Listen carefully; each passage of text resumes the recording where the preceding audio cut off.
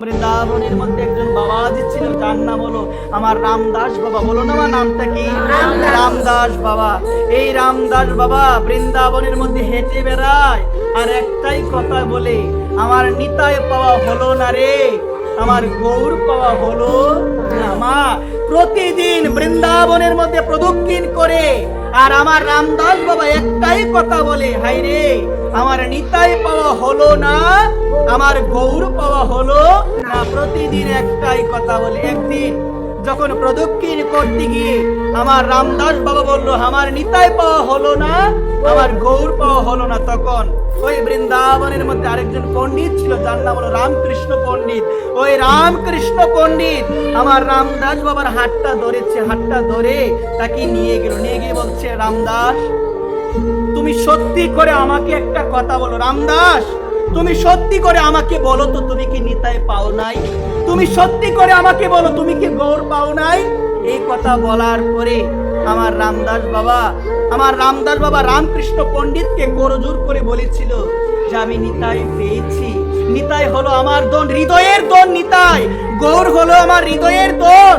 আমি নিতাই পেয়েছি, আমি গৌর পেয়েছি, আমি নিতাই পেয়েছি, গৌর পেয়েছি। তবু আমি বলি যে আমার নিতাই পাওয়া হলো না, আমার গৌর পাওয়া হলো না।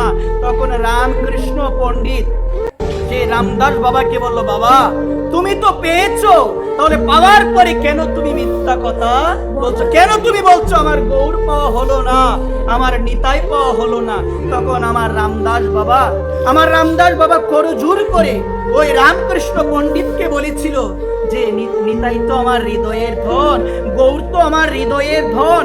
আমার হৃদয়ের ধন যেন আমার থেকে হারিয়ে না যায়, আমার কাছে যেন সর্বদা থাকে, এই কারণে আমি সর্বদা বলে বেড়াই আমার ধন যেন আমার মধ্যেই থাকে, এই কারণে আমি বলে বেড়াই এখনো পাওয়া হলো না আমার নিতাই, আমার নিতাই পাওয়া হলো না, আমার গৌর পাওয়া হলো না। দেখো মা, রামদাস বাবা শিক্ষা দিল যে তুমি যদি কৃষ্ণ সম্বন্ধে কোনো স্বপ্ন দেখো, কৃষ্ণ সেবা করো, লোককে বলে বেড়ানো যাবে না।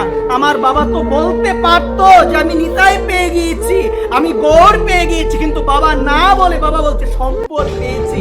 সম্পদের কথা কি বলে বেড়ায় আমার এত কোটি টাকা আছে? কেউ কি বলে কি মা, ও মা তোমার ঘরে কত টাকা আছে, তোমার আলমারির ভিতরে কত টাকা আছে তুমি বলবে? তুমি বলবে সম্পদ কারো কাছে বলতে নাই কত টাকা আছে। ঠিক সেই রকম আমাদের জীবনে পরম সম্পদ হলো নিতাই দন, আমাদের জীবনে পরম সম্পদ হলো গৌর দন। যে দন আমরা পাচ্ছি না, আমরা অল্প পরিমাণে ভজন করে আমরা বলে বেড়াই অমুক করেছি তমুক করেছি। আর রামদাস বাবা জানিয়ে দিল নিতাই হলো সম্পদ, গৌর হলো সম্পদ। তোমরা বলে বেড়াবে এখনো পাওয়া হয় নাই, এখনো পাওয়া হয় নাই। আমার নিতাই পাওয়া হলো না রে, আমার গৌর পাওয়া হলো না। একবার প্রেম। এই রামদাস বাবা অনেক শিক্ষা দিয়েছিল, এর মধ্যে অন্যতম একটা শিক্ষা, সাধন ভজন করবে বাধা আসবে। মা কি আসবে বলো না? বাধা আসবে। তুমি যদি মনে করো এমনিতে তুমি উপরে উঠে যাবে, এমনিতে তুমি ভগবানের নাম করে উপরে উঠে যাবে, এত সহজ নয়।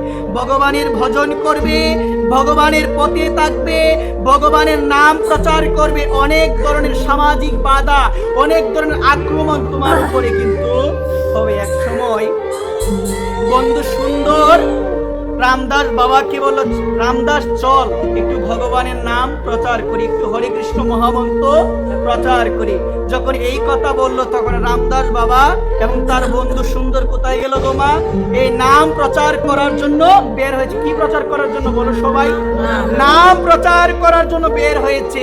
যখন বের হয়েছে তখন তারা দুইজনই অনেক বাধার সম্মুখীন হয়। গ্রামের মধ্যে অনেক মানুষ আছে, রামদাস বাবা এবং বন্ধু সুন্দরকে দেখতে পারে না, তাদের আক্রমণ করে। একদিন কি হলো মা, তারা যখন বের হয়েছে নাম প্রচার করার জন্য, তখন সমাজের কিছু লোক লাঠি নিয়ে তাদের দৌড় দিয়েছে। একবার এই কথা বলার পরে তখন রামদাস বাবা বন্ধু সুন্দরকে বলেছিল, বন্ধু রে কথার প্রতি একটু ধ্যান দাও। বন্ধু সুন্দরকে বলেছিল, কি বলেছিল? যে যারা নাম করে, যারা ভগবানের নাম প্রচার করে তাদের এত বাধা কেন?